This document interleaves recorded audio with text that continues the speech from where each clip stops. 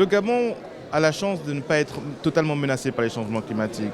Donc nous avons, grâce à la forêt, nous avons une ressource naturelle qui est importante et pas trop de problèmes. Par contre, nous sommes fortement engagés en termes de solidarité sur tout le continent africain.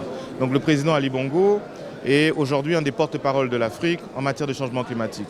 Aujourd'hui, on voit par exemple les cas d'assèchement du lac Tchad. Le lac Tchad, c'est 4 pays qui vivent autour des ressources du lac Tchad et dont la superficie a été divisée déjà par 2.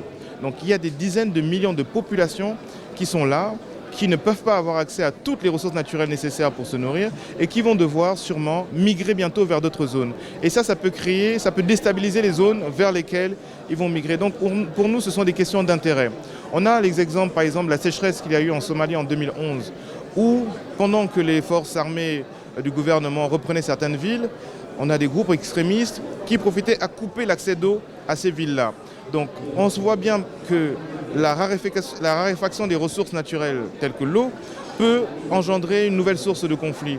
Donc pour nous, à l'occasion de ce sommet, c'est de prévenir au mieux ces cas-là afin de comprendre quelles peuvent être les incidences des changements climatiques. On a la même chose par exemple sur les épidémies. On sait désormais qu'avec des inondations, etc., on voit les virus Zika, on voit le paludisme qui va s'étendre vers des zones où il n'y avait pas. Donc c'est de préparer aussi ces conflits qui sont plutôt d'ordre naturel à travers la réflexion avec les think tanks qui sont ici.